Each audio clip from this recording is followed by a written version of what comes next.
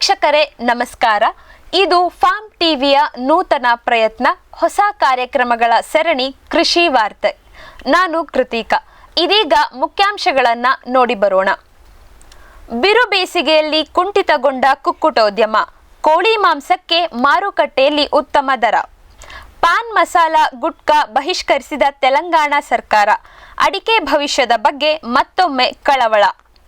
ಅಮೆರಿಕಾದಲ್ಲಿ ಹೆಚ್ಚುತ್ತಿರುವ ಹಕ್ಕಿ ಜ್ವರ, ಭಾರತದಲ್ಲಿ ಕಟ್ಟೆಚ್ಚರ. ಹೆಚ್ಚಲಿದೆ ಗೋಡಂಬಿ ಬೆಲೆ, ಗ್ರಾಹಕರಿಗೆ ತಲೆನೋವಾದರೂ ಇದು ರೈತರಿಗೆ ಸಂತಸದ ಸುದ್ದಿ. ರೈತರಿಗಾಗಿ ಆಯೋಜಿಸಿದ್ದ ಬಾಳೆ ತೋಟದ ಶಾಂತಿ ಸಮಾರಂಭ ಕಾರ್ಯಕ್ರಮ ಯಶಸ್ವಿ. ಈಗ ವಾರ್ತೆಗಳ ವಿವರ. ಬಿರು ಬೇಸಿಗೆಯಲ್ಲಿ ಕುಂಠಿತಗೊಂಡ ಕುಕ್ಕುಟೋದ್ಯಮ, ಕೋಳಿ ಮಾಂಸಕ್ಕೆ ಮಾರುಕಟ್ಟೆಯಲ್ಲಿ ಉತ್ತಮ ದರ. ದಕ್ಷಿಣ ಮತ್ತು ಪೂರ್ವ ಭಾರತದ ಹಲವು ರಾಜ್ಯಗಳಲ್ಲಿ ಕೋಳಿ ಮಾಂಸದ ಬೆಲೆ 25% ಏರಿದ್ದು, ಬಿರು ಬೇಸಿಗೆಯಲ್ಲಿ ಕಷ್ಟಪಟ್ಟು ಕೋಳಿ ಸಾಕಣೆ ಮಾಡಿದ ರೈತರಿಗೆ ಒಳ್ಳೆಯ ಲಾಭವನ್ನ ತಂದುಕೊಡುತ್ತಿದೆ. ರಾಜ್ಯ ರಾಜಧಾನಿ ಬೆಂಗಳೂರಿನಲ್ಲಿ ಸ್ಕಿನ್ಲೆಸ್ ಕೋಳಿ ಬೆಲೆ ಮಾರುಕಟ್ಟೆಯಲ್ಲಿ 300 ರೂಪಾಯಿ ಇದೆ. ರೈತನಿಗೆ ಸಾಮಾನ್ಯವಾಗಿ ಒಂದು ಕೋಳಿಗೆ 150ರಿಂದ 160 ರೂಪಾಯಿ ಸಿಗುತ್ತಿದ್ದು, ಕೊರೋನಾ ನಂತರ ಕುಂಠಿತವಾಗಿದ್ದ ಕುಕ್ಕುಟೋದ್ಯಮ ಮತ್ತೊಮ್ಮೆ ರೈತರಿಗೆ ಲಾಭದಾಯಕವಾಗಿ ಪರಿಣಮಿಸಿದೆ. ಬೇಸಿಗೆಯ ತಿಂಗಳಲ್ಲಿ ಅತಿ ಹೆಚ್ಚು ತಾಪಮಾನ ಇದ್ದಿದ್ದರಿಂದ ಕೋಳಿ ಮರಿಗಳು ಹೆಚ್ಚಾಗಿ ಮರಣ ಹೊಂದಿದ್ದವು. ಸಾಮಾನ್ಯವಾಗಿ 45 ದಿನಗಳಿಗೆಲ್ಲ ಸುಮಾರು 2 ಕಿಲೋಗ್ರಾಂನಷ್ಟು ಬರಬೇಕಾಗಿದ್ದ ಕೋಳಿಯ ಬೆಳವಣಿಗೆ ಸಹ ಬೇಸಿಗೆಯಲ್ಲಿ ಕಡಿಮೆಯಾಗಿದೆ. ತಾಪಮಾನ ಹೆಚ್ಚಾದಾಗ ಕೋಳಿಗಳು ಸರಿಯಾಗಿ ಆಹಾರ ತೆಗೆದುಕೊಳ್ಳದೇ ಇರುವುದರಿಂದ ಬೇಸಿಗೆಯಲ್ಲಿ ಕೋಳಿಗಳ ಬೆಳವಣಿಗೆ ನಿಧಾನ. ಈ ಎಲ್ಲ ಕಾರಣದಿಂದ ಈ ವರ್ಷ ಬೇಸಿಗೆಯ ಅಂತ್ಯಕ್ಕೆ ಕೋಳಿ ಮಾಂಸಕ್ಕೆ ಎಲ್ಲಿಲ್ಲದ ಬೆಲೆ ಬಂದಿದ್ದು, ಕಷ್ಟಪಟ್ಟು ಕೋಳಿ ಸಾಕಿದ ರೈತ ಒಳ್ಳೆಯ ಲಾಭವನ್ನ ನೋಡುತ್ತಿದ್ದಾನೆ.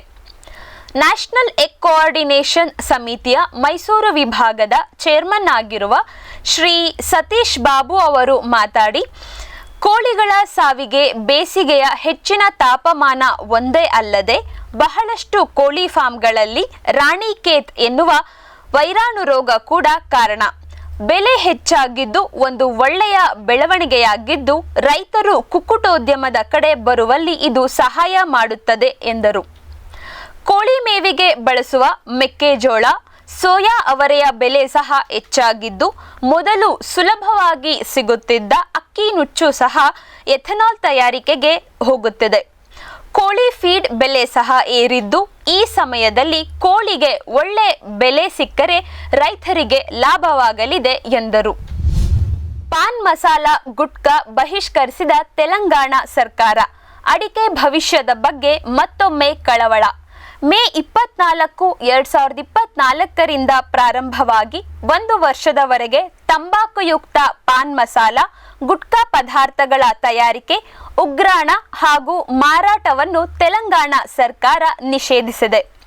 ತಂಬಾಕಿನ ಸೇವನೆಯಿಂದ ಆರೋಗ್ಯದ ಮೇಲಾಗುವ ದುಷ್ಪರಿಣಾಮಗಳನ್ನು ಅವಲೋಕಿಸಿ ಸಾರ್ವಜನಿಕರ ಆರೋಗ್ಯದ ಹಿತಾಸಕ್ತಿಯನ್ನ ಗಮನದಲ್ಲಿರಿಸಿಕೊಂಡು ಈ ಕ್ರಮವನ್ನು ತೆಲಂಗಾಣ ಸರ್ಕಾರ ತೆಗೆದುಕೊಂಡಿದೆ. ಕರ್ನಾಟಕ ರಾಜ್ಯವೊಂದರಲ್ಲೇ ಸುಮಾರು 5.5 ಲಕ್ಷ ಹೆಕ್ಟೇರ್ನಷ್ಟು ಪ್ರದೇಶದಲ್ಲಿ ಅಡಿಕೆಯನ್ನ ಬೆಳೆಯಲಾಗುತ್ತಿದೆ. ಅಸಾಧ್ಯ ಮಟ್ಟದಲ್ಲಿ ಬೆಳೆ ವಿಸ್ತರಣೆಯಾಗುತ್ತಿರುವ ಅಡಿಕೆಯ ಭವಿಷ್ಯದ ಬಗ್ಗೆ ಗೊಂದಲದಲ್ಲಿ ರೈತರಿದ್ದಾರೆ. ಭಾರತದಲ್ಲಿ ಸುಮಾರು 7.7 ಲಕ್ಷ ಹೆಕ್ಟೇರ್ ಪ್ರದೇಶದಲ್ಲಿ 15 ಲಕ್ಷ ಟನ್ನಿನಷ್ಟು ಅಡಿಕೆಯನ್ನ ಬೆಳೆಯಲಾಗುತ್ತದೆ. ಇದರಲ್ಲಿ ಕೇವಲ 5% ಮಾತ್ರ ನಾವು ಬಾಂಗ್ಲಾದೇಶ, UAE ಅಂತ ದೇಶಗಳಿಗೆ ರಫ್ತು ಮಾಡುತ್ತೇವೆ. ಉಳಿದವನ್ನು ಭಾರತದಲ್ಲಿ ತಿಂದು ಉಗುಳುವುದು. ಪಾನ್ ಗುಟ್ಕಾವನ್ನು ಬಹಿಷ್ಕರಿಸಿದ ಮಹಾರಾಷ್ಟ್ರ, ಗುಜರಾತ್, ತಮಿಳುನಾಡು, ಆಂಧ್ರಪ್ರದೇಶ, ಗೋವಾ ರಾಜ್ಯಗಳ ಪಟ್ಟಿಯಲ್ಲಿ ಇದೀಗ ತೆಲಂಗಾಣ ಕೂಡ ಸೇರ್ಪಡೆಗೊಂಡಿದೆ. ಹೀಗೆ ಒಂದೊಂದೇ ರಾಜ್ಯಗಳು ಗುಟ್ಕಾವನ್ನು ಬಹಿಷ್ಕರಿಸಿದರೆ ಅಡಿಕೆಯ ಭವಿಷ್ಯ ಏನು ಎನ್ನುವ ಚಿಂತೆ ಬಹಳಷ್ಟು ರೈತರನ್ನ ಕಾಡುತ್ತಿದೆ. ಅಮೆರಿಕಾದಲ್ಲಿ ಹೆಚ್ಚುತ್ತಿರುವ ಹಕ್ಕಿ ಜ್ವರ, ಭಾರತದಲ್ಲಿ ಕಟ್ಟೆಚ್ಚರ. H5N1 ಅಥವಾ ಅಕ್ಕಿ ಜ್ವರದ HPAI, ಹೈಲಿ ಪೆಥೋಜೆನಿಕ್ ಏವಿಯನ್ ಇನ್ಫ್ಲೂಯೆನ್ಸಾ ಸೋಂಕು ಅಮೆರಿಕಾದ 12 ರಾಜ್ಯದ 48 ಕೋಳಿ ಫಾರ್ಮ್ನಲ್ಲಿ ಹಬ್ಬಿದ್ದು ರೈತರು ಚಿಂತೆಗೀಡಾಗಿದ್ದಾರೆ. ಇತ್ತೀಚೆಗೆ ಈ ಸೋಂಕು ಕಾಡು ಪಕ್ಷಿ, ಸಾಕು ಕೋಳಿ, ಬಾತುಕೋಳಿ ಮತ್ತು ಹೈನುರಾಸುಗಳಲ್ಲಿ ಸಹ ಕಂಡುಬರುತ್ತಿದ್ದು ದೇಶದ ಇತರೆ ಭಾಗಕ್ಕೆ ಹಬ್ಬುವ ಸಾಧ್ಯತೆ ಹೆಚ್ಚಿದೆ ಎಂದು ಸೆಂಟರ್ಸ್ ಫಾರ್ ಡಿಸೀಸ್ ಕಂಟ್ರೋಲ್ ತಿಳಿಸಿದೆ. ಸಿಡಿಸಿಯ ಅಂಕಿಅಂಶದ ಪ್ರಕಾರ ಇದುವರೆಗೂ ಸುಮಾರು 9,523 ಕಾಡು ಪಕ್ಷಿಗಳಲ್ಲಿ ಹಕ್ಕಿ ಜ್ವರದ ವೈರಾಣು ಪತ್ತೆಯಾಗಿದೆ.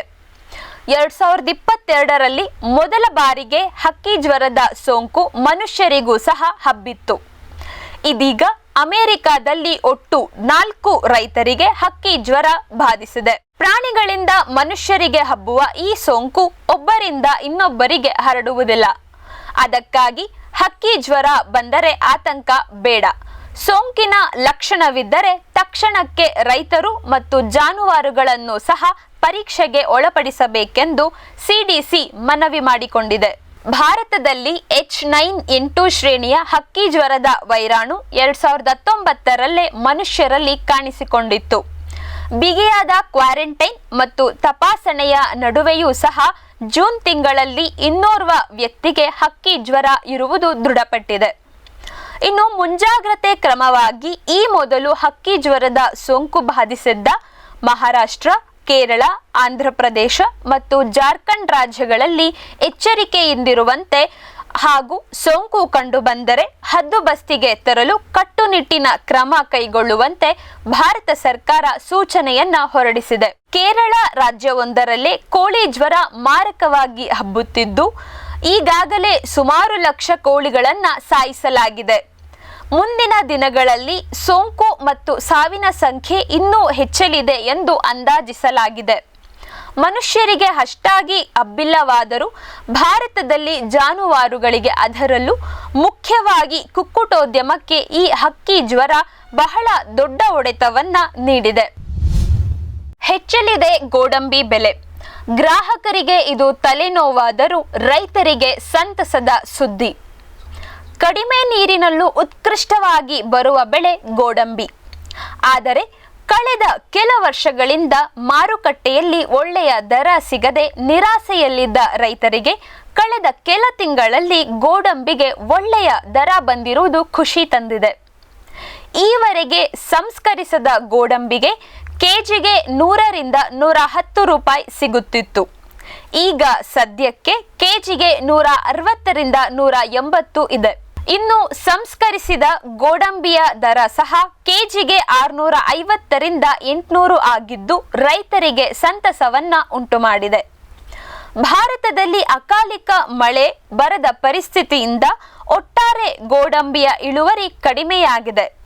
ಜೊತೆಗೆ ಈ ವರ್ಷ ವಿಯೆಟ್ನಾಂ ಮತ್ತು ಆಫ್ರಿಕಾದಲ್ಲೂ ಸಹ ಇಳುವರಿ ಕುಂಠಿತವಾಗಿದ್ದು ಭಾರತದ ರೈತರಿಗೆ ವರದಾನವಾಗಿದೆ.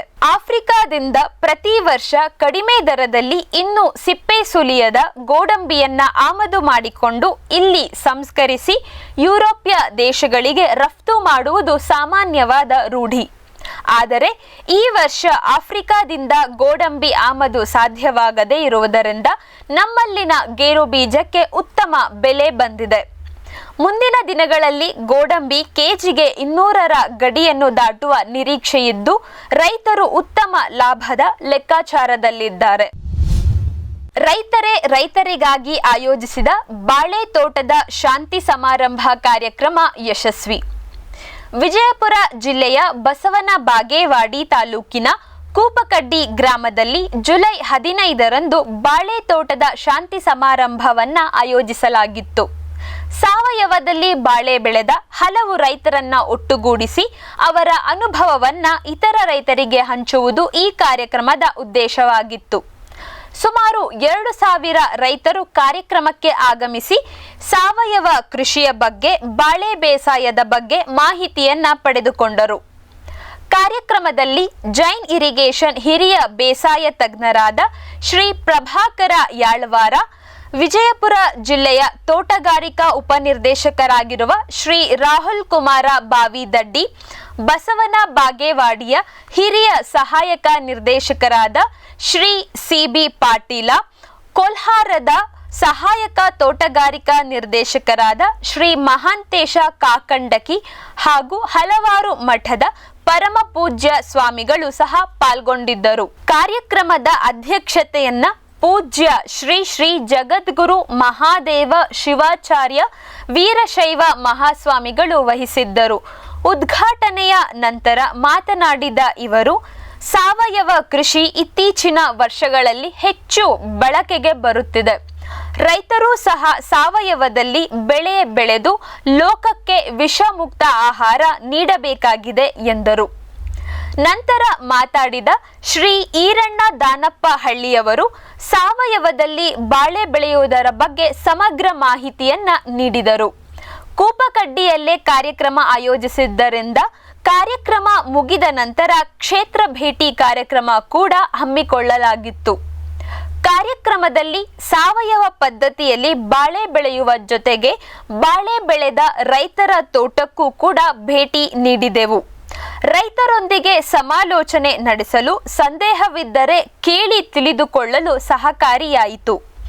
ಒಟ್ಟಿನಲ್ಲಿ ರೈತರೇ ರೈತರಿಗಾಗಿ ಆಯೋಜಿಸಿದ್ದ ಕಾರ್ಯಕ್ರಮದಿಂದ ಬಹಳ ಲಾಭವಾಯಿತು ಎಂದು ಕಾರ್ಯಕ್ರಮಕ್ಕೆ ಆಗಮಿಸಿದ ವಿಜಯಪುರದ ರೈತರಾದ ಶಿವಾನಂದ ಅವರು ಅಭಿಪ್ರಾಯ ಪಟ್ಟರು.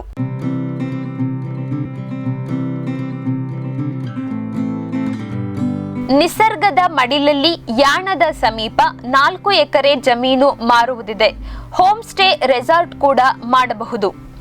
ಉತ್ತರ ಕನ್ನಡ ಜಿಲ್ಲೆಯ ಕುಮಟಾ ತಾಲೂಕಿನ ಯಾಣದ ಸಮೀಪ ಬಾಲಚಂದ್ರ ನನ್ನಳ್ಳಿ ಎನ್ನುವರ 4 ಎಕರೆ ಅಡಿಕೆ ತೋಟ ಮಾರುವುದಿದೆ.